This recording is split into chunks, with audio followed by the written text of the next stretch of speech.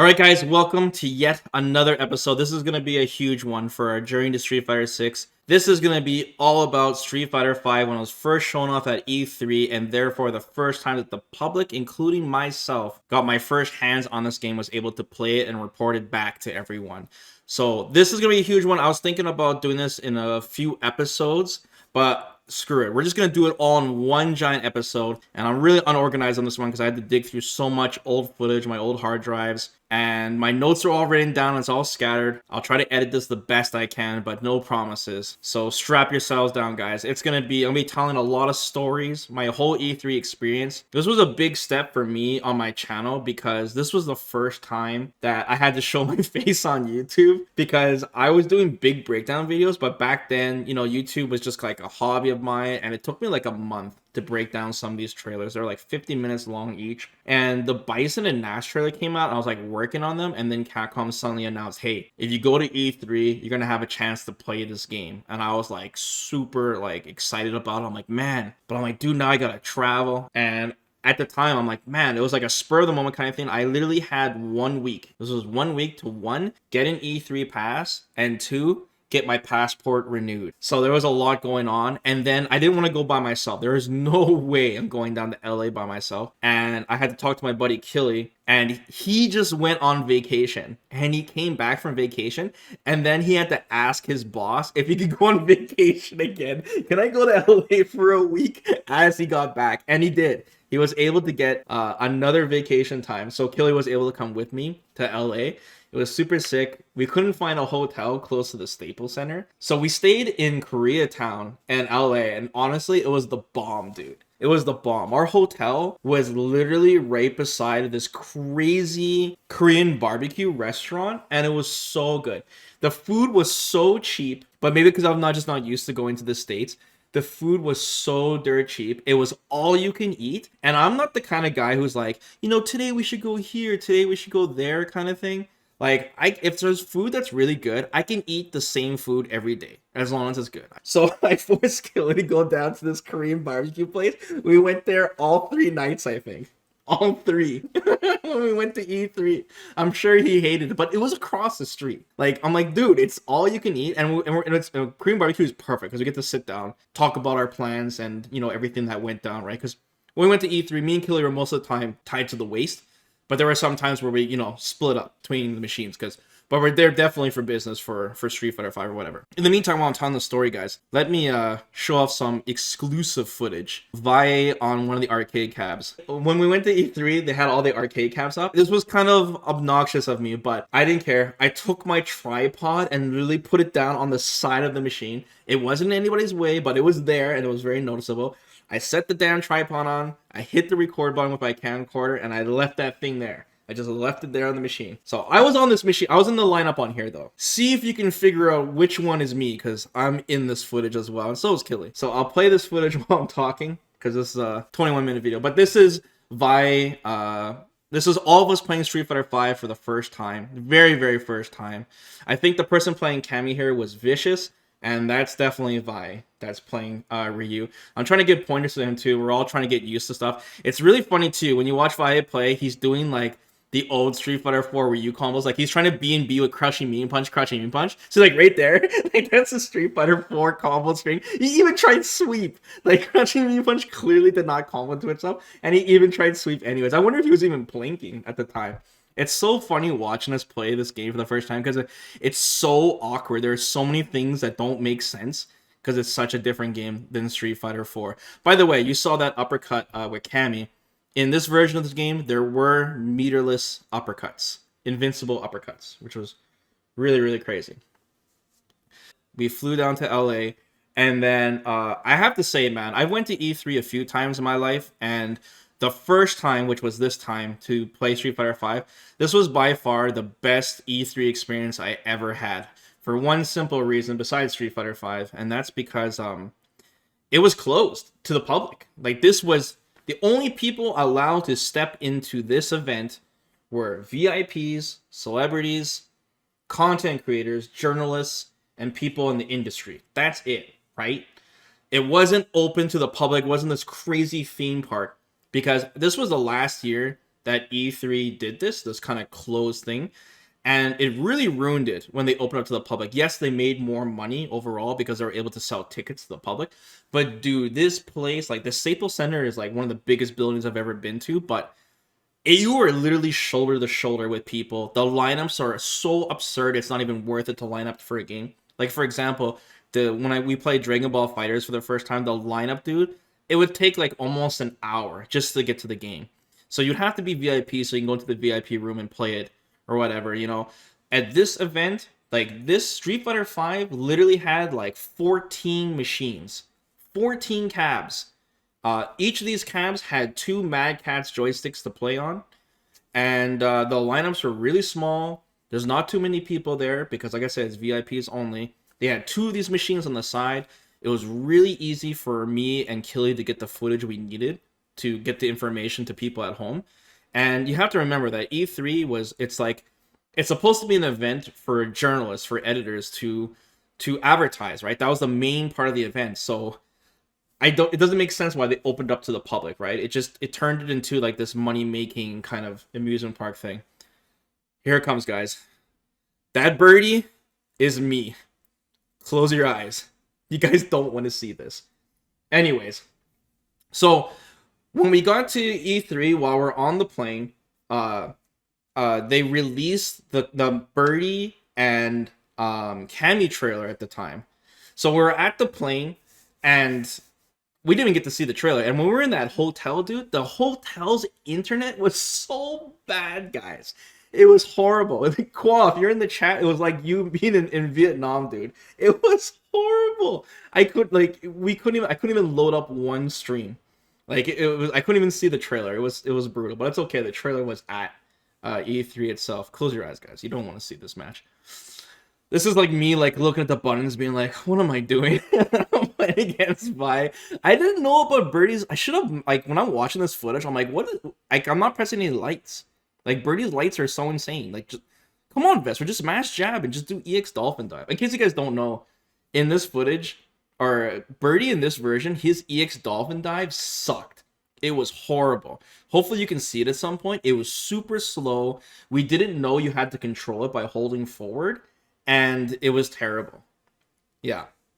I didn't know that Crouching Mean Punch was an anti-air. Probably not. So, yeah. Vi is playing like his life depends on it. He was, but there's a backstory to that as well. You guys can see the V triggers, how slow they are to activate. Very slow, very hard to combo into. Good job, Vesper. Good job. Oh, you even saw Vi's face there for a second, and that's me with ramen noodles on my head. All right, good times. This is Killy playing. Killy's playing Nash here. Killy's pretty good with Nash. He got used to them right away. By the way, we did a tier list for this game on the first day, and I'll tell you guys that tier list afterwards. The Capcom staff was like, so they were like, remember guys, one turn, one play each, and then rotate. And we're all like, yep. And then as soon as like the press and that happened, all the Capcom reps were like preoccupied talking to journalists and reps and all that. But of course, we didn't care. We just wanted to play the game. And then it was crazy, dude. We made our own rules in that. Dude, the best way to describe it is we turned that entire like Capcom venue into an arcade. It was literally just an arcade where you kind of just go on the machine and you kind of just bullet. We made our own rules. Every single lineup had its own rules. Every cab had its own rules. One of them, this cabinet right here that you're watching here, the one with Vi, this was winner stays on cabinet, okay? Winner stays on, can play as long as you want. Another cabinet was best 2 out of 3. Some cabinets follow the rules. I mean, it was crazy. It was nuts. And another cool thing too about this time, yeah, street law, dude. It was like the arcade. Dude, it was like in the arcade when you put your quarter up, you know, and you kind of don't know whose core is who, and then you kind of have this stare down where everyone looks at each other in the arcade because you don't know whose core is which, and then someone has to just step up to the plate, take a chance and grab the quarter and say that this one's mine. You know what I mean? And hopefully you didn't get stabbed. Well, it depends on which arcade it is, okay? The arcades weren't that bad. Well, yeah, kind of. Sometimes. Depends. Anyways, yeah. So, and another cool thing too was that like everyone was like, there were so many, like I said, VIPs, and there were so many pro players. All the Japanese pros were there. There's Bon Chan, Daigo was there, Tokido was there, Shen was there. You know, there's so many pro players, especially American pro players, and it was cool. Like if someone would see something cool in the machine, they'd be like, "Yo, how'd you do that target combo, bro?" And you would share tech, and you'd be like, "Yo, how'd you combo to this?" Or "What did you find?" And everyone would walk around and talk to each other. It literally was an arcade environment, and it was such good times, guys, man. You know, I grew up in the arcades. I skipped school, you know, I was in the arcades all the time, dude. It was like in my blood, the arcade days, man. And not just for fighting games, for like all video games in general. Because I'm very passionate about video games, and to see that as an adult again is just yeah, don't skip school. You guys are gonna end up like me. That's me again, by the way. So you just don't want to like it's just so cool to see that again as an adult, is basically what I'm saying. Yeah. So my very first match on this game was very memorable. So I step up to the machine, and there was this other dude on the machine with me, and I'm like, "Hey, what's up, man?" Because I was just like super excited. He didn't say anything to me. He just looked very serious and looked at the arcade machine. Maybe he didn't know English. I don't know. We both picked Ryu. Obviously, I'm gonna pick Ryu first. That's what everyone's gonna do when they play Street Fighter V for the first time. And when we played our match, guys, this dude was so ruthless. He was playing me like it was Evil Finals, okay? He would hit the buttons so ruthlessly hard to make sure his execution was good. I can hear him plinking when plinking wasn't even necessary, and he didn't even try experimenting on anything. The first thing I did is jump backwards with Ryu, and I started pressing buttons, because I'm like, what does this do? You know, and I'm like, I did all those breakdown videos. I'm like, what's heavy punch? What's this do? And this guy's like, Hadouken, Hadouken. And he's like walking me down to the corner. I'm like, holy shit, bro. You know what I mean? And he starts like throw looping me. And I'm like, what the heck is going on, right? And this guy was like just super stone face look, right? Like this guy is like, starting today, I'm going to be the greatest Street Fighter player in the world. And my first opponent, my first obstacle in my path is VesperArcade. You know what I'm saying? Like that is really what's going through his head. And he absolutely destroyed me, okay? And I was just like pressing buttons trying to figure out what's going on. And I was like, in my head, I'm like, wow. I was like, you know, I was kind of angry, but I was like, whatever, I'll just get my turn again. And then the Capcom rep went up to him, because he's still on the machine. He's just on the machine, right? I think Killy was next. And then the Capcom rep is like, hey man, you know, he's like, it's one game, right? And the guy like looks at him and he's like, but I won. He said it in like the highest pitched voice I could imagine. He's like, but I won. They kicked him off the machine. He had to go to the back of the line, and he had to stand next to me, and I had to play that guy again. But yeah, that's pretty much how like the night started. Because like I said, if you're used to the arcade days, it's very strange to play one game of Street Fighter and get kicked off. There's nothing more annoying, dude. When I'm sure everyone's experienced this, like playing with your friends in a fighting game when you're chilling at somebody's house, but there's always that dude that hogs the machine. There's always that guy who will just keep playing, and if you play one match and you have to get off, it's like, oh, playing one match in a fighting game is just never satisfying enough. Even when you're playing ranked, dude, and you're playing best out of 3, it never feels like enough. You always want to run that back, and I definitely did. But yeah, it was funny. It was a funny experience. I mean, everyone's gonna treat a fighting game in a different way, but it's my very first memory and very first match of this game, so I'll never forget that. I told you guys that story that I'll never forget too. That dude I played who was like in a business suit. There's this dude. He looks like he's never played a video game in his life, but he's probably like, oh, Street Fighter, I know that, right? And he played Ryu, and I saw him looking down at the special moves on the machine. And I saw he was clearly trying to do a fireball with Ryu. And, I obviously I didn't rush him down like Evil Finals guy. I just kind of stood there and, acted like I was reading the moves too.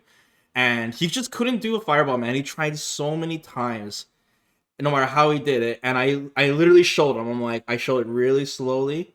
He couldn't do it. And I even like took his joystick and I'm like this. And he just couldn't do it. And I could see the frustration in his face, and I just knew, I'm like, fighting games are tough, man, no matter how easy they make them. And yeah, I'll just never forget that. I can just picture it so well in my head. And just so many interesting experiences. Kanye West was there. he was like pure incognito.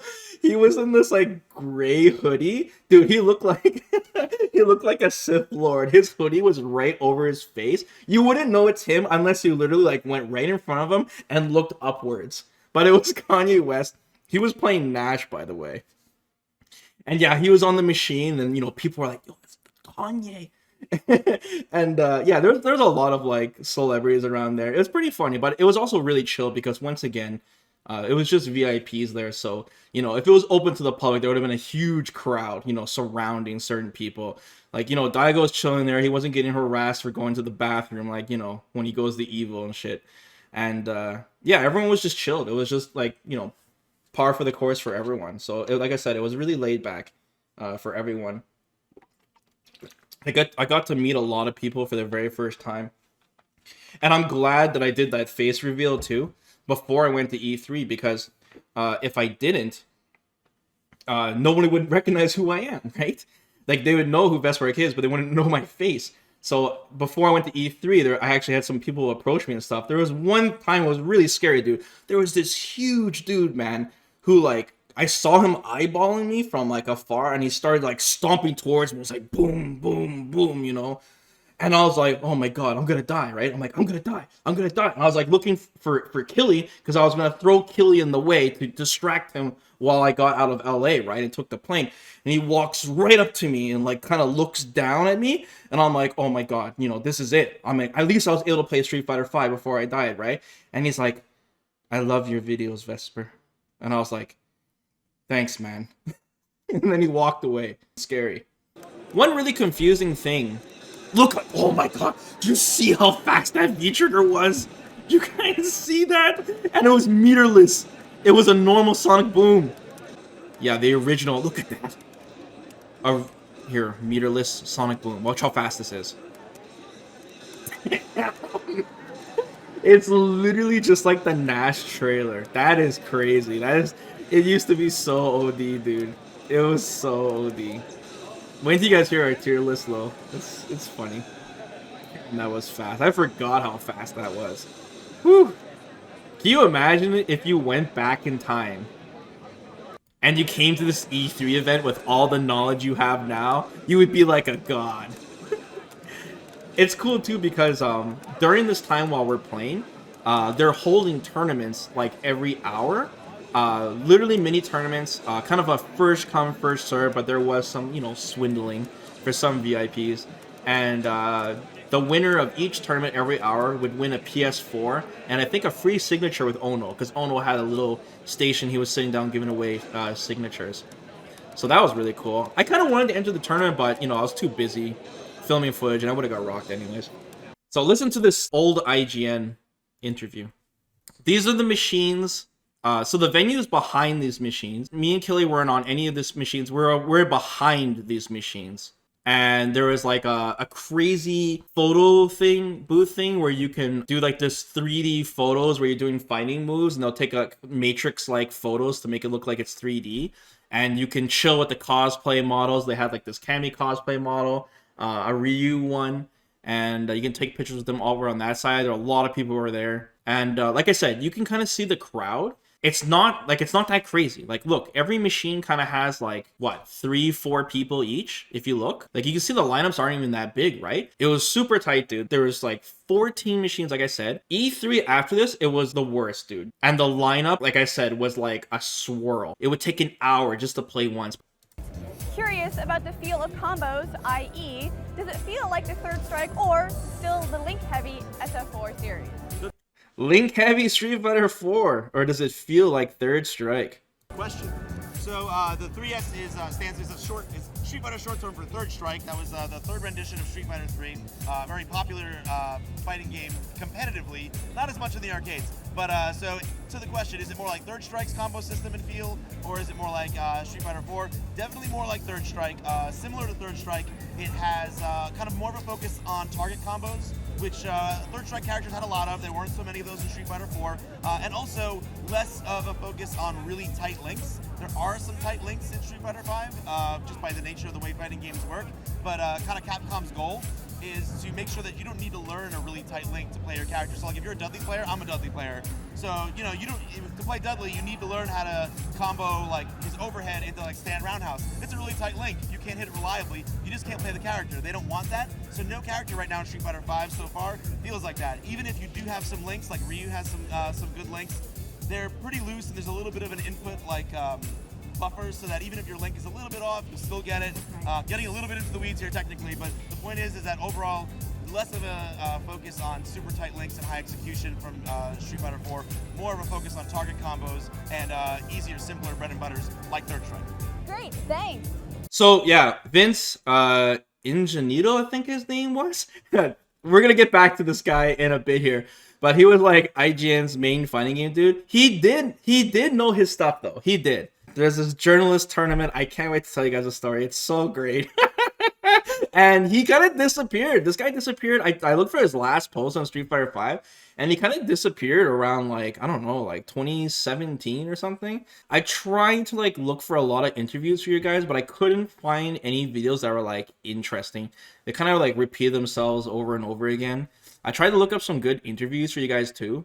So this was an interview with Combo Fiend. He said, everyone is ecstatic about this game. The responses to the character reveals have been immense. The series has such a history. You have people from my era, the Street Fighter 2 dudes, the people from the Street Fighter 3 era in the early 2000s, and the people from the 08 and 09ers that started with Street Fighter 4. We're all excited for this game. I say the excitement for Street Fighter is at an all-time high. When I read this sentence, man, the entire history of Street Fighter 5 kind of flashed before my eyes. Like I said, I've been covering this game for like, 6-7 years, man. And like what it could have been, how the launch went. I just hope Street Fighter 6 launches well, What we did was look at all the good things we've done over the years versus all the things players didn't necessarily like. So there's so many good things, positive mechanics that people loved over the years. So we wanted to focus on that aspect while also having the game feel new and fun. We thought the speed from Super Street Fighter 2 Turbo was appropriate, so we sped up the game. But then, we also wanted each character to feel like a unique experience. When we looked at the V-skills, we saw an opportunity to see how each character will feel different. Do you guys feel like the speed is ST in this game? I don't know. That's an odd comparison. One thing that did feel very ST though was the damage. Getting hit by something like Ryu jumping heavy into uppercut did massive deeps, dude. It was incredible. There were some birdie combos I'll show you guys too. That was almost touch of death from a jump in with V trigger and super. I mean, birdie does a lot of deeps, but man, it was crazy. That felt like ST for sure. Accessibility was the one thing we wanted to maintain. For this one, we wanted to make sure everyone could access all the cool stuff. That being said, V-skills are just 2 button presses, but they are unique for each character. The V-trigger is the strongest unique ability that's accessed by pressing heavy punch and heavy kick together. So anyone who may have been intimidated by playing Street Fighter because they couldn't access all these things that guys with high dexterity could, they can now do that. It goes back to the old school feel where a fireball and an uppercut and pressing a few buttons can win you a few games. It goes back to the basics where you can just concentrate on the core mechanics, where it becomes a mind game versus more of a dexterity game. Okay, keep you guys' eyes peeled for Bison's dash. Oh, yes. Oh, there it is! You guys see it? Says, I care not about projectiles anymore. In fact, oh yes. Look at Bison's dash! Oh yes. So yes, guys, Bison was only supposed to have teleport and dash in V-trigger, but for some reason Capcom lost their minds. Okay, so I'll spoil a little bit of the tier list that me and Killy made, the E3 tier list, our day 1 tier list of the game. We thought, by like no doubt in our minds, M. Bison was the best character in this game with the 6 characters. Bison was so nuts, guys. You have no idea. All of his knee presses and his Psycho Inferno was plus on block. There was no opening, dude. It was straight up ST Bison. He was super OP, dude. And you guys are gonna see some crazy stuff too if he does it if Justin does it on Daigo. It was so funny. Like, Justin, like, they knew they were gonna do these exhibition matches, and Justin was like quickly trying to figure out what character he's gonna play, and he was playing Bison for like 2 seconds, and Justin was like, yo, this character is cheap. Like, the knee press, the Inferno, like, you guys, wait till you guys see the Inferno. Hopefully he does some of the pressure that I want to show you guys with. But, so Bison was a totally different character. So his Cycle Inferno, the fire that comes up, the purple flame, that was a charge move back then. It wasn't core circle back punch. It was charge down, up, punch. And because of that, they made it really, really plus. You can see Justin walk down the corner. He might do it here. The block string sounded really weird. If I can find a Chun-Li match for you guys. You can even the jabs. There we go. See, look at this. Look at this pressure. Look at this. Look how much health he's losing. This is legit plus, guys. This is legit plus. Like right now, like in Daigo's head, he's like, yo, this is gonna be a whack 6 years, bro. That's what's going through his head right now. He already knew he was gonna drop Ryu. Dude, Bison was so insane, guys. I'm telling you. There's a lot of sweeps, because we didn't know sweeps were really punishable back then. Yeah, everything, all the sound effects sound kind of weird. I think it was like this during the first beta as well. Oh no, I don't think that's what he meant to do. I'm pretty sure. Oh yeah, there was a weird input leniency thing because lightning lanes got changed to a core circle forward. A lot of people were doing EX spinning bird kick by accident, and I remember patch notes changing that too. Yeah, that was a very normal thing. Momochi using that crouch strong slide punch so well. Beautiful distance. Damn, look how close Chun-Li is after she threw him. Do you see that?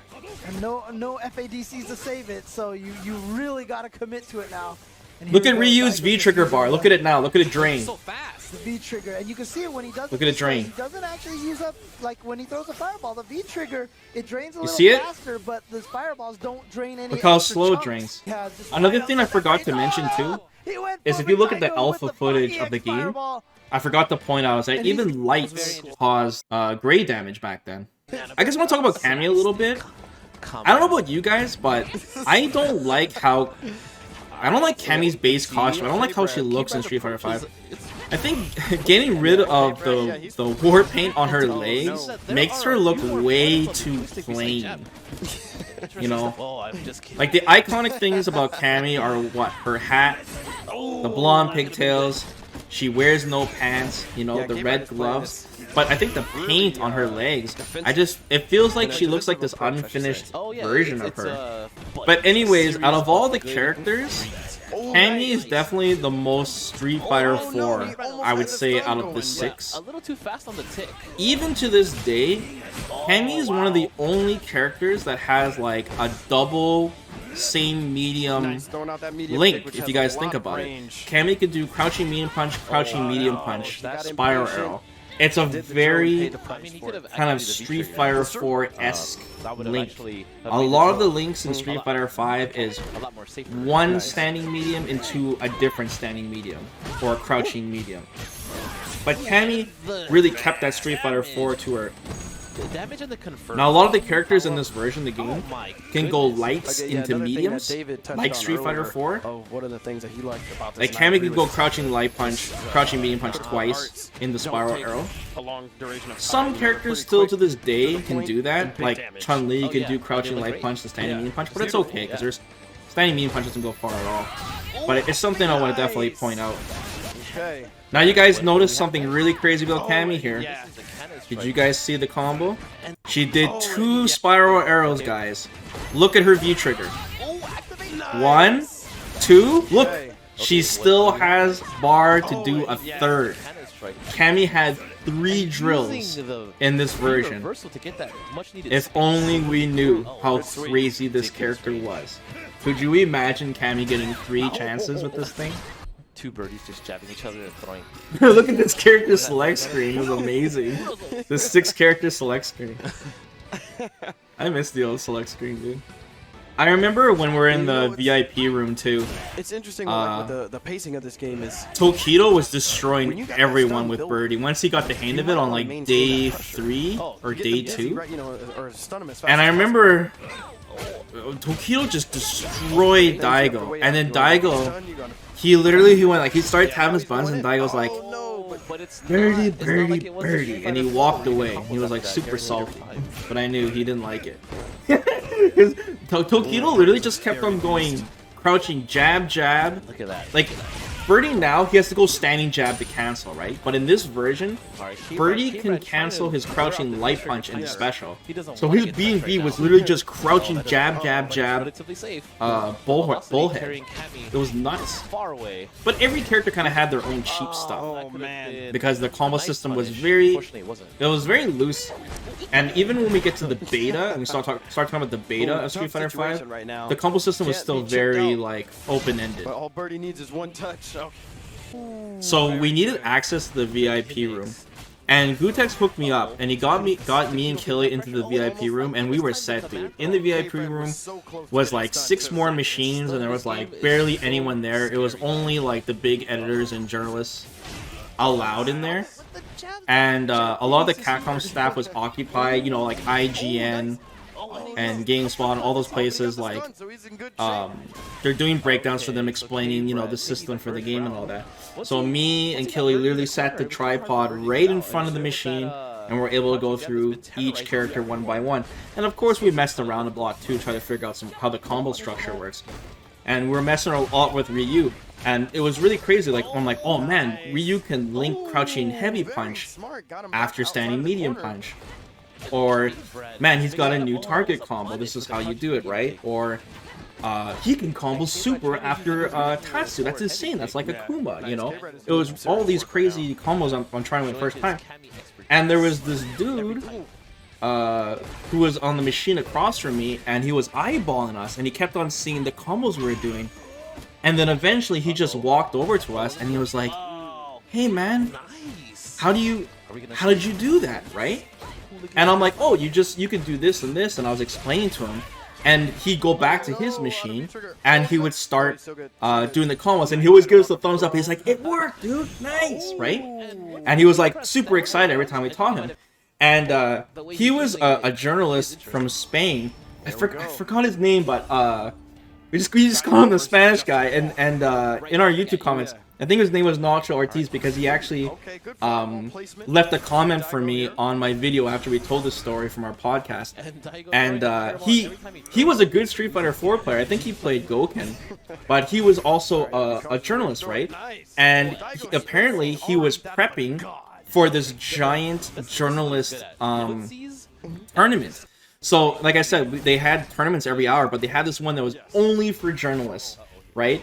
And this is where we go back to Vince Ingenito, and he was feeling himself about he was going to be he wanted, I think he was like tweeting or something, he was going to be the best fighting game journalist, the best in the world, right? So he really wanted to win this tournament. And me and Killy kind of sabotaged it a little, right? Because since me and Killy were at the Street Fighter V venue for 3 days straight, 24/7. We didn't take a look anywhere else. The only other place I went in E3 was to the bathroom, and that was it. I was locked on, and like I said, we were talking to all the pros, we knew all the tech, and we were sharing it. So we were teaching these guys all this stuff. If you guys remember in Breath of Fire 3, where there's this sailor dude you teach, and you make him really, really powerful, it was like this with this guy. We taught him all the tricks. Anyways, we didn't think nothing of it, and we continued with our thing, recording footage. And then, sometime around day 3, me and Killy were kind of like, we're on the machines, we're talking with some other guys. Suddenly someone taps me on the back of the shoulder. I turn around, and it's the Spanish dude, and he has a PS4 and a trophy, and he's like, hey man, thanks, I did it, I won! And me and Killy looked at each other, and we bursted out laughing. And apparently he won the tournament, he used Ryu, and he's like, you show me the technology. That's what he said to me. And dude, I went back, and after I got back home in Canada, it was all streamed live. The journalist tournament, dude. Vince Ingenito, dude, he used Nash, bro. And he knew his stuff. But dude, it was so funny. This guy, like, he would do like moonsault, and the Spanish dude, he would do like crouching medium kick Tatsu into super, and you can see the look on Vince's face. He was like, what? How does this guy know this? And he got destroyed, dude. He was so salty he lost the tournament because he was feeling himself so hard about being the best journalist in the world, and me and Killy completely sabotaged it. It was so good, dude. I will never forget that story. It was so funny, man. I wonder if he's gonna ever. One of the Capcom reps, I'm sure if we find an interview, I'll point him out to you. He was eyeballing me and Killy because he noticed that me and Killy were there 24/7, and we're on the VIP machine. And we clearly, even though I was a content creator, me and Killy clearly did not look like journalists, right? We looked like shady dudes from the arcade at the time. And he would notice we're on the machine, and I could see he'd be on the machine to the right of us, showing off, like I said, IGN and all the other top like journalists like explaining the game, and he'd notice that me and Killer were always on the left. And then eventually he kind of like put his hands on his waist, and he's like, okay guys, you guys are gonna have to leave. You know what I mean? Like he kind of realized that we got connections to get in there, and eventually he was like, okay guys, you know, Well played, Daigo. you guys gotta go. So we got kicked out of the VIP room. I couldn't find Gutex or anyone else that can give us connections, but it was okay. I wanted to play against people in the lineup anyways. And then we only just had a couple more hours of footage we needed left for the remaining characters. So I shouldn't involve killing this. Let's just say me. I was going to try to sneak into the VIP room. This was my plan. My plan was, I'm like, okay, Killer, we have to dress as professional as we can. I dressed as professional as I possibly could. And then I'm like, okay, I'm going to hold the camera, and I'm going to hold this piece of paper and look like we're people are supposed to be here. You hold the tripod, and we're going to just storm right through the front door. And Killy looked at me, and he's like, right through the front door? I'm like, right through the front door. Now, this is the most important part, Killy. No matter what they say, don't stop walking. We're going to charge right in there, and it's going to work, okay? And he's like, okay. So me and Killy, I'm like, here it comes. And this was right when E3 opened on the last day. He started storming towards the front door. A lady was looking right at us, and she smiled. I tried not to give our eye contact. She's like, hey, guys. And then we walked, and all of a sudden, here someone go, hey, you guys. This guy walked in front of us and stopped us, and they said, hey, do you have a reservation?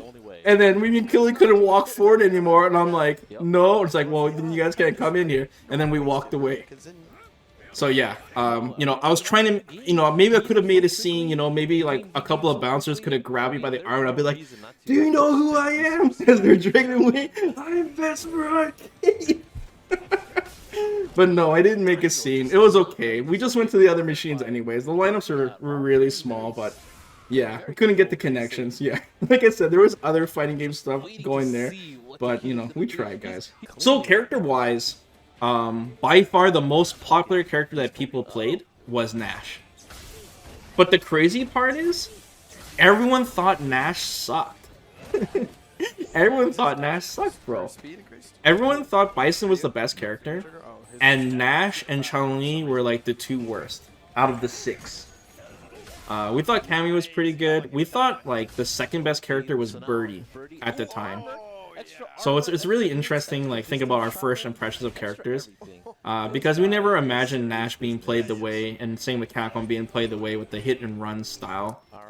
We didn't know about Chun-Li instant air legs, and we definitely didn't know about Cammy's ridiculous throw loop shimmy pressure. So there's just a lot of things we're unfamiliar with. We thought Ryu was somewhere in the middle, of course. And because of Tokido really figured out Birdie on day 3, like I said. And Bison was just like the most straightforward, easy to know that he's strong character that we had, right?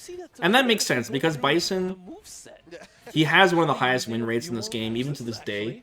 And Bison is one of the very few characters in this game where his pressure will literally never end unless you do something about it, right? He demands the opponent to do something. You can't just block him and he'll eventually be pushed back. He'll always continue pressure. So it kind of makes sense if when you look back into it, me and Killy's early tier list, so to speak. It's fun. And I can't wait to do it again for Street Fighter 6. Pretty sure it's during this match. Did you hear that? The best way I can describe that sound effect is it sounds like someone's unloading an AK on a cardboard box. When Chun-Li's doing these lightning legs, I don't know if I should duck for cover. Yeah, it sounds like AK shots. It's really strange. You could barely combo V-Trigger in this game. Like, if you did a heavy into activation, you could really only combo like a jab after. That's how long the startup times were with characters like Ryu. There was just some footage I had where I was talking to Vi, and he was trying to combo into V-Trigger, and he was only, once he got the crouching fierce counter hit activation, then he was finally able to combo properly into like uppercut super. But for the most part, I literally talked to Combo Fiend about this, and he said they didn't want the V-Trigger to be just another FADC system, where you can just safely activate and option select with it and confirm with it. But the funny part is that's exactly what happened. After the beta version, like, people thought the V-Trigger system was too boring, and as a combo tool, you know, like, you just kind of activate it whenever. And unfortunately, because of that, Capcom kind of went back, allowed you to combo into it, and it honestly created some problems down the road, whether it being too many Unga moves being plus on block, or the game, the risk reward being too high, or the V-Triggers becoming too much like a comeback mechanic, right?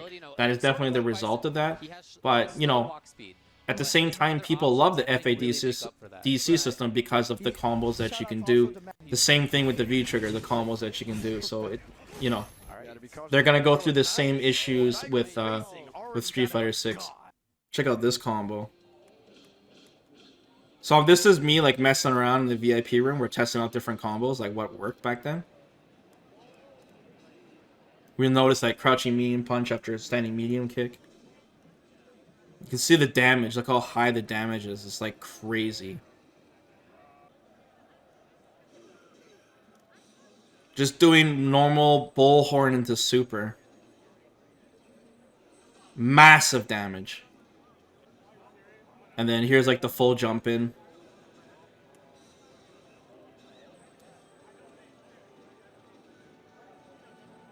Boom. It's just like a complete red bar. This was the E3 Gauntlet. So they had this cool thing where Combo Fiend literally got to play all the pros in a row and kind of show us, just, you know, what this game is kind of capable of, because Combo Fiend knew everything. He's trying not to let him get away from the, there it is, the stun. And now you can pretty much, and he would show us a lot of cool things like this working, the target combos. He's trying to keep it fancy. Yeah.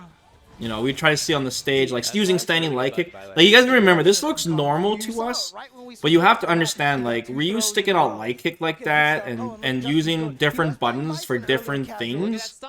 Like, you said use medium kick, use crouching light punch, standing light kick, like, it wasn't like this before. It really wasn't. Like, in Street Fighter 4, there were very specific normals that were all-purpose. That were really good, you know. A lot of times they're crouching medium kicks, you know, and you abuse them. And don't get me wrong, of course Street Fighter 5 has their normals that are good for a lot of situations too. But this was their focus, right? They really wanted to make, because it took out proximity normals, they really wanted to make everything good. So when I saw this for the first time, seeing Combo Fiend use every single button for Ryu, it was very exciting. You know, I like that. It was great. It was a great idea, a great change.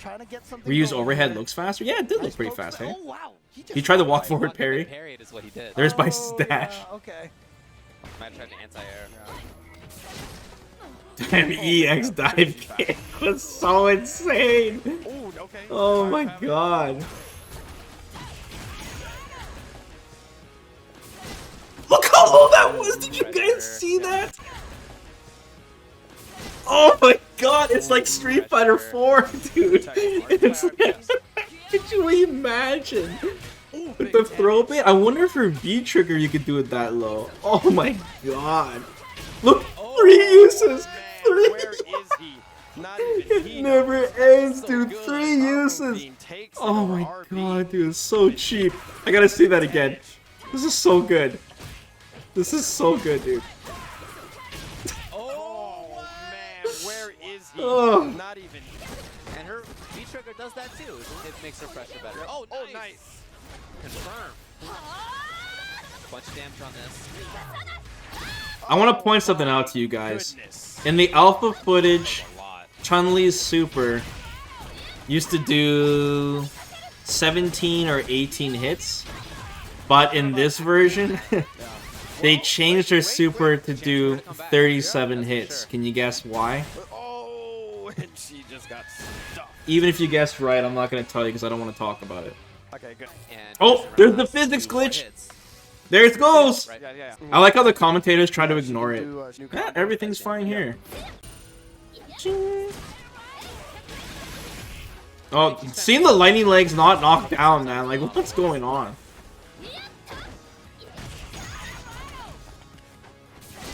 Oh. The lightning, the Oh my dive god, kick. he's getting a little too fancy for him. Ding. Cheap. Nice. No roller coaster back then. He did jump. He did the jump back. You guys are right. He did the jump backwards. That is against the rules. Oh my god. Yep. Okay, maybe Cammy was the best character in this version. I don't know. We just didn't know He's back starting then. to We were so get the hang naive. of what Peter But yeah, guys, thanks again for joining me down memory lane. We did it all in one episode. This is going to be a nightmare to edit, but I hope you guys enjoyed seeing my first time I ever played Street Fighter V and looking at all that footage and how different the game was and how excited everyone was. But we're getting closer and closer to the game's launch in this series, and I can't wait to show you guys some of the interviews and stuff when the game finally launches. I can't wait to go over it.